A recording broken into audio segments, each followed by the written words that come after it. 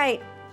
Good evening. Welcome to Adult Storytime at the Bedford Public Library. And this evening we are going to be reading the story of the late Mr. Elvesham by H.G. Wells. And it was published in a magazine called The Idler, which I thought was really cool, in 1896, May of 1896.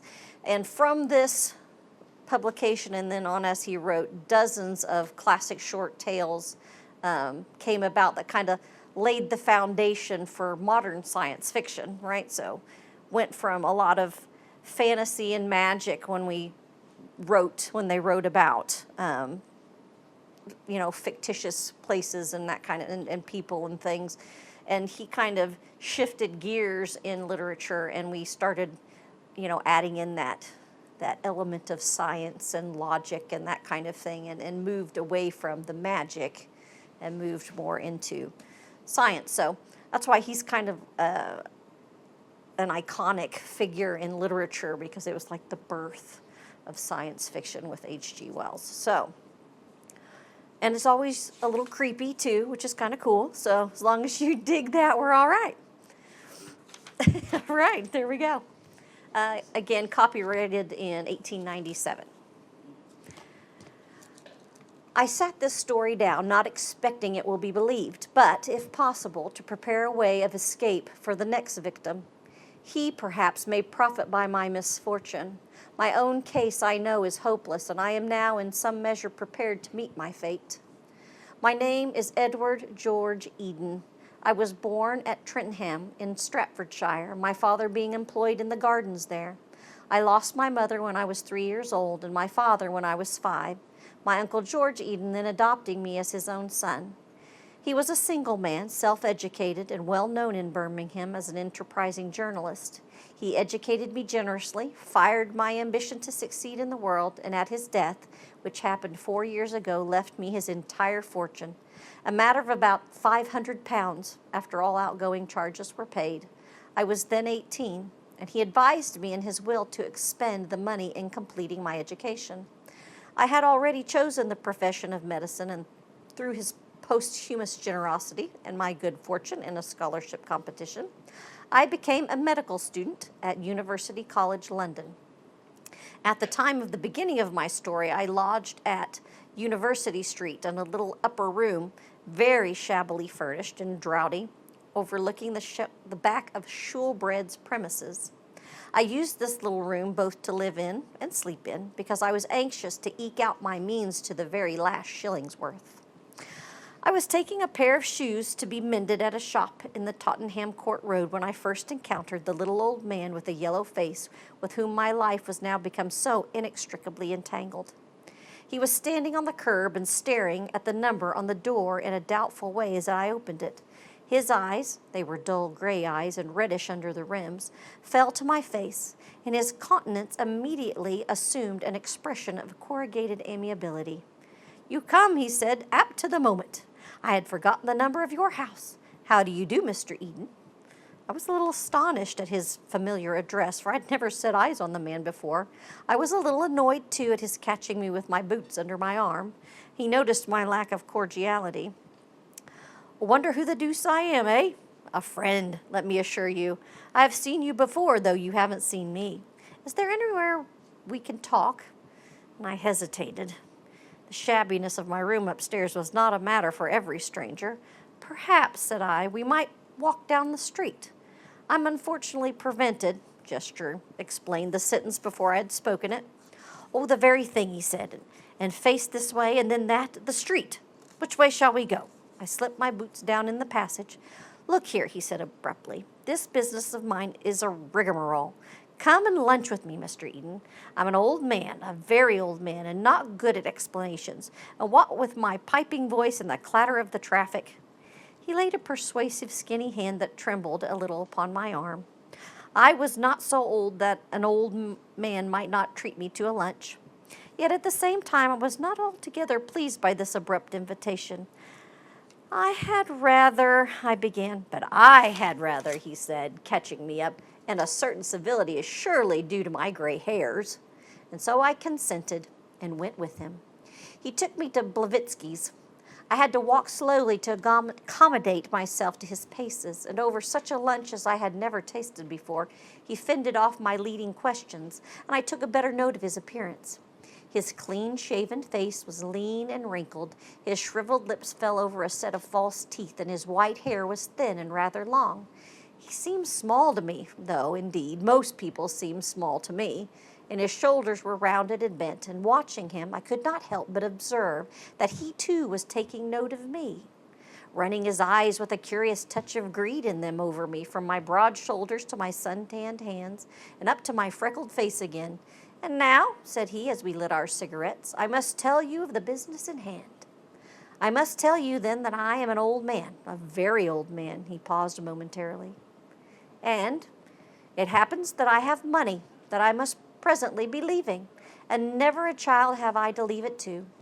I thought of the confidence trick and resolved I would be on the alert for the vestiges of my 500 pounds.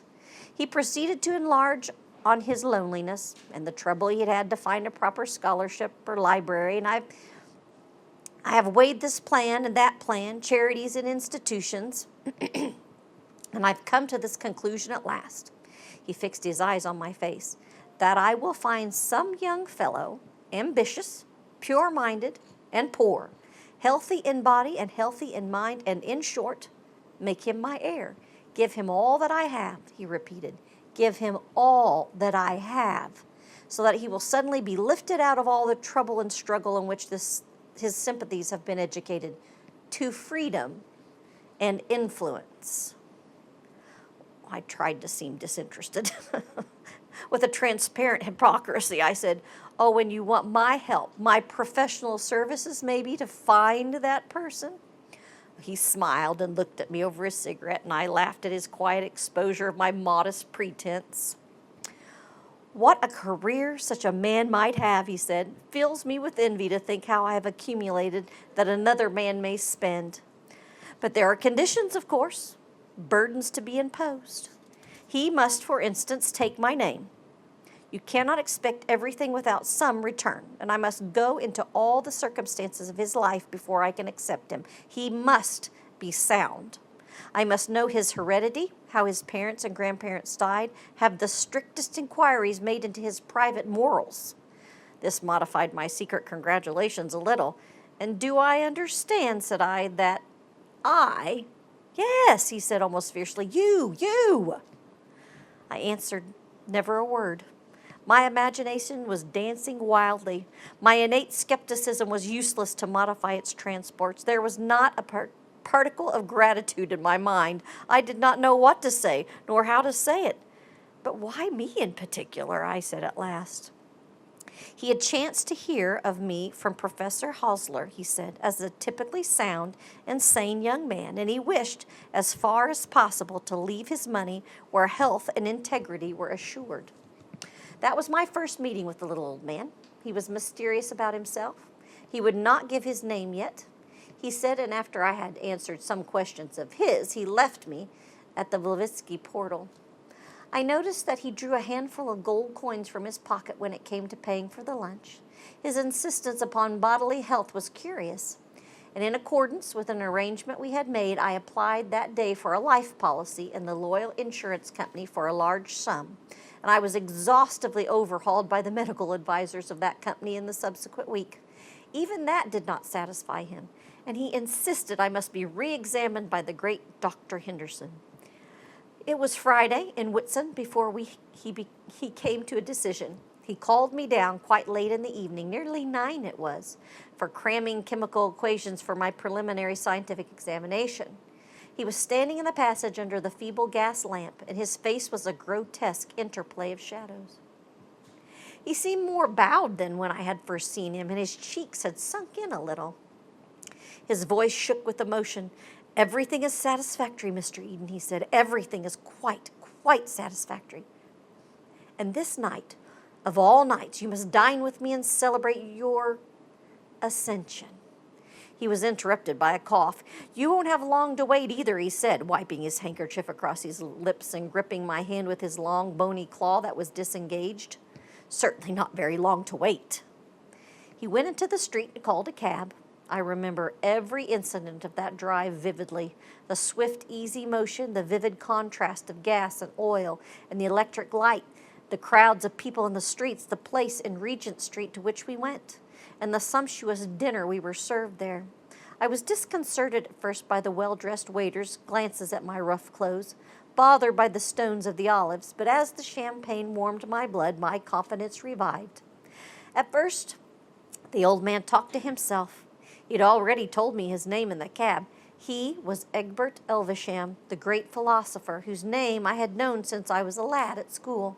It seemed incredible to me that this man, whose intelligence had so early dominated mine, this great abstraction, should suddenly realize itself as this decrepit, familiar figure. I dare say every young fellow who has suddenly fallen among celebrities has felt something of my disappointment. He told me now of the future that the feeble streams of his life would presently leave dry for me. Houses, copyrights, investments. I had never suspected that philosophers were so rich. He watched me drink and eat with a touch of envy. "What a capacity for living you have," he said. And then with a sigh of relief, I could have thought it. "It will not be long." "Aye," said I, my head swimming now with champagne. "I have a future, perhaps, of a passing agreeable sort, thanks to you. I shall now have the honor of your name. But you have a past. Such a past is worth all of my future." He shook his head and smiled, as I thought, with half-sad appreciation of my flattering admiration. "That future," he said. "Would you in truth change it?" The waiter came with liquors. "You will not perhaps mind taking my name, taking my position, but would you indeed willingly take my years?" "With your achievements," said I gallantly. He smiled again. "Kummel, both," he said to the waiter, and turned his attention to a little paper packet he had taken from his pocket. "This hour," said he, "this after-dinner hour is the hour of small things. Here is a scrap of my unpublished wisdom." He opened the packet with his shaking yellow fingers and showed a little pinkish powder on the paper. "This," said he, "well, you must guess what it is, but put a dash of this powder in it. It is Himmel." His large grayish eyes watched mine with an inscrutable expression. It was a bit of a shock to me to find this great teacher gave his mind to the flavor of liquors. However, I feigned a great interest in his weakness, for I was drunk enough for such small sycophancy. He parted the powder between the little glasses, and rising suddenly with a strange, unexpected dignity, held out his hand towards me, and I imitated his action, and the glasses rang. "To a quick succession," said he, and raised his glass towards his lips.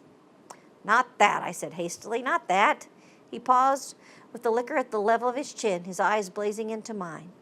"To a long life," I said. He hesitated. "To a long life," said he. With a sudden bark of laughter, and with eyes fixed on one another, we tilted the little glasses, and his eyes looked straight into mine, and as I drained the stuff off, I felt a curiously intense sensation. The first touch of it set my brain in a furious tumult. I seemed to feel an actual physical stirring in my skull, and a seething humming filled my ears. I did not notice the flavor in my mouth, the aroma that filled my throat. I saw only the gray intensity of his gaze that burnt into mine. The draught, the mental confusion, the noise and stirring in my head seemed to last an interminable time. Curious, vague impressions of half-forgotten things danced and vanished on the edge of my consciousness, and at last he broke the spell, and with a sudden, explosive sigh, he put down his glass. "Well," he said. "It's glorious," said I, though I had not tasted the stuff. My head was spinning, and I sat down, and my brain was chaos. Then my perception grew clear and minute as though I saw things in a concave mirror. His manner seemed to have changed into something nervous and hasty, and he pulled out his watch and grimaced at it. 11:07, and tonight I must... 7:25, Waterloo, I must go at once. And he called for the bill and struggled with his coat. Officious waiters came to our assistance, and in another moment I was wishing him goodbye over the apron of a cab, and still with an absurd feeling of minute distinctness, as though, how can I express it? I not only saw but felt through an inverted opera glass. "That stuff," he said. He put his hand to his forehead. "I'd not have given it to you. It will make your head split tomorrow. Wait a minute. Here, He handed me out a little flat thing like a seedless powder. Take that in water as you are going to bed. The other thing was a drug. Now till you're ready to go to bed, mind. It will clear your head, that's all. One more. Shake. Futurus! And I gripped his shriveled claw. Goodbye, he said, and by the droop of his eyelids I judged he too was a little under the influence of the brain-twisting cordial. He recollected something else with a start, felt his breast pocket, and produced another packet, this time a cylinder the size and shape of a shaving stick. Here, said he, I'd almost forgotten. Don't open this until I come tomorrow, but take it now. It was so heavy that I well nigh dropped it. All right, said I, and he grinned at me through the cab windows as the cabman flicked his horse into wakefulness. It was a white packet he had given me, with red seals at either end and along its edge. If this isn't money, said I, it's platinum or lead. I stuck it with the elaborate care into my pocket, and with a whirling brain walked through the Regent Street loiterers and the dark back streets beyond Portland Road. I remember the sensation of that walk very vividly, strange as they were. I was still so far myself that I could not notice my strange mental state, and wonder whether the stuff I had had was opium, a drug beyond my experience. It's hard now to describe the peculiarity of my mental strangeness. Mental doubling vaguely expresses it. As I was walking up Regent Street, I found in my mind a queer persuasion that it was Waterloo Station, and had an odd impulse to get into the Polytechnic as a man might get into a train. I put a knuckle in my eye, and it was Regent Street. How can I express it? You see a skillful actor looking quietly at you. He pulls a grimace, and lo, another person. Is it too extravagant if I tell you it seemed to me as if Regent Street had, for a moment, done that? Then, being persuaded it was Regent Street again, I was oddly muddled about some fantastic reminiscence that cropped up. 30 years ago, thought I. It was here that I quarreled with my brother, and then I burst out laughing, to the astonishment and encouragement of a group of night prowlers. 30 years ago I did not exist, and never in my life have I boasted a brother. The stuff was surely liquid folly, for the poignant regret for that lost brother still clung to me. Along Portland Road the madness took another turn. I began to recall vanished shops, and to compare the street with what it used to be. Confused, troubled thinking is comprehensible enough after the drink I had taken, but what puzzled me were these curiously vivid phantasm memories that had crept into my mind, and not only the memories that had crept in, but also the memories that had slipped out. I stopped opposite Stevens, the natural history dealer's, and cudgeled my brains to think what he had to do with me. A bus went by, and sounded exactly like the rumbling of a train. I seemed to be dipped into some dark, remote pit for the recollection. Of course, said I at last. He has promised me 3 frogs tomorrow. Odd I should have forgotten. Do they still show children dissolving views? In those I remember one view would begin like a faint ghost and grow and oust another. And just that way it seemed to me that a ghostly set of new sensations was struggling with those of my ordinary self. I went on through Euston Road to Tottenham Court Road, puzzled and a little frightened, and scarcely noticed the unusual way I was taking, for commonly I used to cut through the intervening network of back streets. I turned into University Street to discover that I had forgotten my number. Only by a strong effort did I recall 11A, and even then it seemed to me that it was a thing some forgotten person had told me. I tried to steady my mind by recalling the incidents of the dinner, and for the life of me I could conjure up no picture of my host's face. I saw him only as a shadowy outline, as one might see oneself reflected in a window through which one was looking. And in his place, however, I had a curious exterior vision of myself sitting at a table, flushed, bright-eyed, and talkative. I must take this other powder, said I. This is getting impossible. I tried the wrong side of the hall for my candle and the matches, and had a doubt of which landing my room might be on. I'm drunk, I said, that's certain, and blundered needlessly on the staircase to sustain the proposition. At the first glance, my room seemed unfamiliar. What rot, I said, and stared about me. I seemed to bring myself back by the effort, and the odd phantasmal quality passed into the concrete familiar. There was the old glass still with my notes on the albums stuck in the corner of the frame, my old everyday suit of clothes pitched about the floor, and yet it was not so real after all. I felt an idiotic persuasion trying to creep into my mind, as it were, that I was in a railway carriage in a train just stopping, that I was peering out of the window at some unknown station, and I gripped the bed rail firmly to reassure myself. It's clairvoyance, perhaps, I said.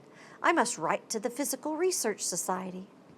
I put the rouleau on my dressing table, sat on my bed, and began to take off my boots. It was as if the picture of my present sensations was painted over some other picture that was trying to show through. Curse it, said I. My wits are going, or am I in two places at once? Half undressed, I tossed the powder into a glass and drank it off. It effervesced and became a fluorescent amber color before I was in bed. My mind was already tranquilized, and I felt the pillow at my cheek, and thereupon I must have fallen asleep.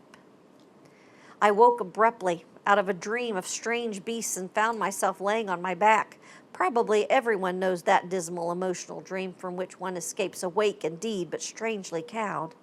There was a curious taste in my mouth, a tired feeling in my limbs, a sense of cutaneous discomfort. I lay with my head motionless on my pillow, expecting that my feelings of strangeness and terror would probably pass away and that I should then doze off again to sleep. But instead of that, my uncanny sensations increased. At first I could perceive nothing wrong about me. There was a faint light in the room, so faint that it was the very next thing to darkness, and the furniture stood out in it as vague blots of absolute darkness. I stared with my eyes just over the bedclothes. It came into my mind that someone had entered the room to rob me of my rouleau of money, but after lying for some moments breathing regularly to simulate sleep, I realized this was mere fancy. Nevertheless, the uneasy assurance of something wrong kept fast hold of me, and with an effort, I raised my head from the pillow and peered about me in the dark. What it was I could not conceive. I looked at the dim shapes around me, the greater and lesser darknesses that indicated curtains and tables and fireplace and bookshelves and so forth, and then I began to perceive something unfamiliar in the forms of the darkness. Had the bed turned round? Yonder should be the bookshelves, and something shrouded and pallid rose there, something that would not answer to the bookshelves. However, I looked at it. It was far too big to be my shirt thrown on a chair. Overcoming a childish terror, I threw back the bedclothes and thrust my leg out of bed. Instead of coming out of my truckle bed upon the floor, I found my foot scarcely reaching the edge of the mattress, and I made another step, as it were, and sat up on the edge of the bed. But the side of my bed should be the candle, and the matches upon the broken chair. And I put out my hand and touched nothing. I waved my hand in the darkness, and it came against some heavy hanging, soft and thick in texture, which gave a rustling noise at my touch. I grasped this and pulled it. It appeared to be curtains suspended over the head of my bed. I was now thoroughly awake, and beginning to realize that I was in a strange room, and I was puzzled and tried to recall the overnight circumstances, and I find them now, curiously enough, vivid in my memory. The supper, my reception of the little packages, my wonder whether I was intoxicated, my slow undressing, the coolness to my flushed face of my pillow. I felt a sudden distrust. Was that last night or the night before? At any rate, this room was strange to me, and I could not imagine how I'd gotten into it. The dim, pallid outline was growing paler, and I perceived it was a window with the dark shape of an oval toilet glass against the weak intimation of the dawn that filtered through the blind. I stood up and was surprised by a curious feeling of weakness and unsteadiness. With trembling hands outstretched, I walked slowly towards the window, getting nevertheless a bruise on the knee from a chair by the way. I fumbled around the glass, which was large, with handsome brass sconces, to find the blind cord. I could not find any. By chance, I took hold of the tassel, and with the click of a spring, the blind ran up. I found myself looking out upon a scene that was altogether strange to me. The night was overcast, and through the flocculent gray of the heaped clouds there filtered a faint half-light of dawn. Just at the edge of the sky, the cloud canopy had a blood-red rim. Below, everything was dark and indistinct. Dim hills in the distance, a vague mass of buildings running up into pinnacles, trees like spilt ink, and below the window a tracery of black bushes and pale gray paths. It was so unfamiliar that for the moment I thought myself still dreaming. But I felt the toilet table. It appeared to be made of some polished wood and was rather elaborately furnished. There were little cut glass bottles and a brush upon it. There was also a queer little object, horseshoe-shaped it felt, with smooth, hard projections, lying in a saucer. I could find no matches, nor candlestick. I turned my eyes to the room again. Now the blind was up, and faint specters of its furnishings came out of the darkness. There was a huge curtained bed, and the fireplace at its foot had a large white mantel with something of the shimmer of marble. I leant against the table, shut my eyes, and opened them, and tried to think. The whole thing was far too real for dreaming. I was inclined to imagine there was still some hiatus in my memory, as a consequence of my draught of that strange liquor, that I had come into my inheritance perhaps, and suddenly lost my recollection of everything since my good fortune had been announced. Perhaps if I waited a little, things would be clearer to me again, yet my dinner with old Elvesham was now singularly vivid and recent. The champagne, the observant waiters, the powder, the liquors, I could have staked my soul it all happened just a few hours ago. And then occurred a thing so trivial and yet so terrible to me that I shiver now to think of that moment. I spoke aloud. I said, "How the devil did I get here?" And the voice was not my own. It was not my own. It was thin. The articulation was slurred. The resonance of my facial bones was different. Then, to reassure myself, I ran one hand over the other and felt loose folds of skin and the bony laxity of age. "Surely," I said, in that horrible voice that had somehow established itself in my throat, "surely this is a dream." Almost as quickly as if I did it involuntarily, I thrust my fingers into my mouth. My teeth had gone. My fingertips ran on the flaccid surface an uneven row of shriveled gums. I was sick with dismay and disgust. I felt then a passionate desire to see myself, to realize at once in its full horror the ghastly change that had come upon me. I trotted to the mantel, felt along it for matches. As I did so, a barking cough sprang up in my throat, and I clutched the thick flannel nightdress I found about me. There were no matches there, and I suddenly realized that my extremities were cold, sniffling and coughing, whimpering a little. Perhaps I fumbled back to bed. "It is surely a dream," I whimpered to myself as I clambered back. "Surely a dream." It was a senile repetition, and I pulled the bedclothes over my shoulders, over my ears, and I thrust my withered hand under the pillow, determined to compose myself to sleep. Of course, it was a dream. In the morning, the dream would be over, and I should wake up, strong and vigorous again to my youth and studies. I shut my eyes, breathed regularly, and finding myself wakeful, began to count slowly through the powers of 3. But the thing I desired would not come.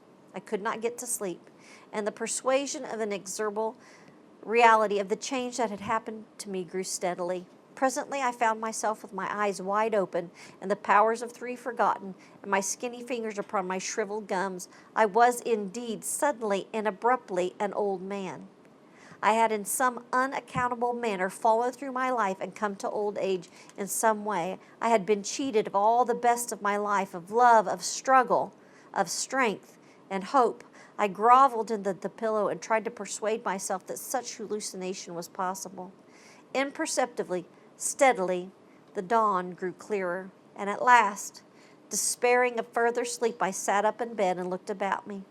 A chill twilight rendered the whole chamber visual. It was spacious, well furnished, better furnished than any room I had ever slept in before. A candle and matches became dimly visible upon a little pedestal in a recess. I threw back the bedclothes, and shivering with the rawness of early morning, albeit it was summertime, I got out and lit the candle. Then, trembling horribly so that the extinguisher rattled on its spike, I tottered to the glass and saw Elvesham's face. It was none the less horrible because I had already dimly feared as much.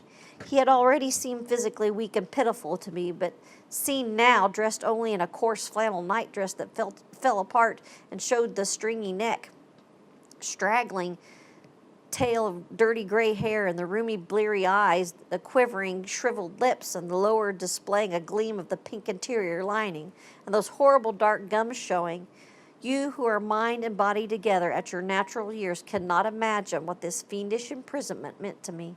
To be young and full of the desire and energy of youth, and to be caught, and presently to be crushed in this tottering ruin of a body. But I wonder from the course of my story, for some time I must have been stunned at this change that had come upon me. It was daylight when I did so far gather myself together as to think. In some inexplicable way I had been changed, though how, short of magic, the thing had been done I could not say, and as I thought the diabolical ingenuity of Elvesham came home to me, it seemed plain to me that as I found myself in his, so he must be in possession of my body, of my strength, that is, and my future. But how to prove it? And then as I thought, the thing became so incredible even to me that my mind reeled, and I had to pinch myself, to feel my toothless gums, to see myself in the glass, and to touch the things about me before I could steady myself to face the facts again. Was all life hallucination? Was I indeed Elvesham and he me? Had I been dreaming of Eden overnight? Was there any Eden? But even if I was Elvesham, I should remember where I was on the previous morning, the name of the town in which I lived. What happened before the dream began? I struggled with my thoughts. I recalled the queer doubleness of my memories overnight, but now my mind was clear. Not the ghost of any memories, but those proper to Eden could I raise. This way lies insanity, I cried in my piping voice. I staggered to my feet, dragged my feeble, heavy limbs to the wash-hand stand, and plunged my gray head into a basin of cold water. Then, toweling myself, I tried again. It was no good. I felt beyond all question that I was indeed Eden, not Elvesham, but Eden in Elvesham's body.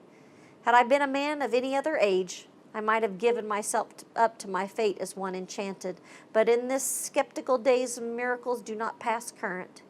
Here was some trick of psychology. What a drug and a steady stare could do. A drug and a steady stare or some similar treatment could surely undo. Men have lost their memories before, but to exchange memories as one does umbrellas? I laughed. Alas, not a healthy laugh, but a wheezing, senile titter. I could have fancied old Elvesham laughing at my plight, and a gust of petulant anger, unusual to me, swept across my feelings. I began dressing eagerly in the clothes I found lying around on the floor, swept across my feelings, and only realized when I was dressed that I was in an evening suit. I opened the wardrobe, found some more ordinary clothes and a pair of plaid trousers and an old-fashioned dressing gown. I put a venerable smoking cap on my venerable head and, coughing a little from my exertions, tottered out upon the landing. It was then perhaps 6:15, and the blinds were closely drawn and the house quite silent. The landing was a spacious one. A broad, richly carpeted staircase went down into the darkness of the hall below, and before me a door ajar showed me a writing desk, a revolving bookcase, the back of a study chair, and a fine array of bound books, shelf upon shelf. My study, I mumbled, and walked across the landing, and at the sound of my voice a thought struck me, and I went back to the bedroom and put in that set of false teeth. They slipped in with the ease of old habit. That's better, I said, gnashing them, and so returned to the study. The drawers of the writing desk were locked. Its revolving top was also locked. I could see no indication of the keys, and there were none in the pockets of my trousers. I shuffled back at once to the bedroom and went through the dress suit and afterwards the pockets of all the garments I could find. Was very eager. One might have imagined that burglars had been at work to see my room when I had done. Not only were there no keys to be found, but not a coin nor a scrap of paper, save only the receipted bill of the overnight dinner. A curious weariness asserted itself, and I sat down and stared at the garments flung here and there, their pockets turned inside out. My first frenzy had already flickered out. Every moment I was beginning to realize the immense intelligence of the plans of my enemy, to see more and more clearly the hopelessness of my position. With an effort, I rose and hurried hobbling into the study again, and on the staircase was a housemaid pulling up the blinds. She stared, I think, at the expression on my face. I shut the door of the study behind me and, seizing a poker, began an attack upon the desk. That is how they found me. The cover of the desk was split, the lock smashed, the letters torn out of the pigeonholes and tossed about the room. In my senile rage, I had flung about the pens and other such light stationery and overturned the ink. Moreover, a large vase upon the mantel had got broken. I do not know how. I could find no checkbook, no money, no indications of the slightest use of the recovery of my body. I was battering madly at the drawers when the butler, backed by 2 women servants, intruded upon me. That simply is the story of my change. No one will believe my frantic assertions. I am treated as one demented, and even at this moment I am under restraint. But I am sane, absolutely sane, and to prove it I have set down to write the story minutely as the things happened to me. I appeal to the reader, whether there is any trace of insanity in the style or method of the story he had been reading. I am a young man locked away in an old man's body, but the clear fact is incredible to everyone. Naturally, I appear demented to those who will not believe this. Naturally, I do not know the names of my secretaries, of the doctors who come to see me, of my servants and neighbors of this town, wherever it is, where I find myself. Naturally, I lose myself in my own house and suffer inconveniences of every sort. Naturally, I ask the oddest questions. Naturally, I weep and cry out and have paroxysms of despair. I have no money, no checkbook. The bank will not recognize my signature, for I suppose that, allowing for the feeble muscles I now have, my handwriting is still Eden's. These people about me will not let me go to the bank personally. It seems indeed that there is no bank in this town, that I have an account in some part of London. It seems that Elvesham kept the name of his solicitor secret from all his household. I can ascertain nothing. Elvesham was, of course, a profound student of mental science, and all my declarations of the facts of this case merely confirm the theory that my insanity is the outcome of overmuch brooding upon psychology. Dreams of the personal identity indeed. 2 days ago I was a healthy youngster with all life before me, and now I am a furious old man, unkept, desperate, and miserable, prowling about a great, luxurious, strange house, watched, feared, and avoided as a lunatic by everyone about me. And in London, Elvesham, beginning life again in a vigorous body with all the accumulated knowledge, wisdom of 70, he has stolen my life. What has happened? I do not clearly know. In the study are volumes of manuscript notes referring to chiefly the psychology of memory and parts of what may be either calculations or ciphers and symbols absolutely strange to me. In some passages there are indications that he was also occupied with the philosophy of mathematics. I take it he has transferred the whole of his memories, the accumulation that makes up his personality, from this old withered brain of his to mine, and similarly that he has transferred mine to his discarded tenement. Practically, that is, he has changed bodies. But how much a change may be possible is without the range of my philosophy. I've been a materialist for all my thinking life, but here, suddenly, is a clear case of man's detachability from matter. One desperate experiment I'm about to try. I sit writing here before putting the matter to issue. This morning, with the help of a table knife that I had secreted at breakfast, I succeeded in breaking open a fairly obvious secret drawer in this wrecked writing desk. I discovered nothing save a little green glass vial containing a white powder. Round the neck of the vial was a label, and thereon was written this one word, release. This may be, is most probably poison. I can understand Elvesham placing poison in my way, and should be sure that it was his intention so to get rid of the only living witness against him, were it not for this careful concealment. The man has practically solved the problem of immortality. Save for the spite of chance, he will live in my body until it has aged, and then again, throwing that aside, he will assume some other victim's youth and strength. When one remembers his heartlessness, it is terrible to think of the ever-growing experience that, how long has he been leaping from body to body? But I tire of writing. The powder appears to be soluble in water. The taste is not unpleasant. There, the narrative found upon Mr. Elvesham's desk ends. His body lay between the desk and the chair. The latter had been pushed back, probably by his last convulsion. The story was written in pencil and in a crazy hand, quite unlike his usual minute characters. There remain only 2 curious facts to record. Indisputably, there was some connection between Eden and Elvesham, since the whole of Elvesham's property was bequeathed to the young man. But he never inherited. When Elvesham committed suicide, Eden was, strangely enough, already dead. 24 hours before he was knocked down by a cab and killed instantly at the crowded crossing at the intersection of Gower Street and Euston Road, so that the only human beings who could have thrown light upon this fantastic narrative is beyond reach of question. And without further comment, I leave this extraordinary matter to the reader's individual judgment.